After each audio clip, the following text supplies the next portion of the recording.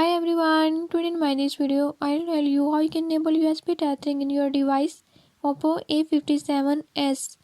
In this device, if you're having any issue like your mobile hotspot is not connecting to your PC via USB connection, I'll show you how you can do it.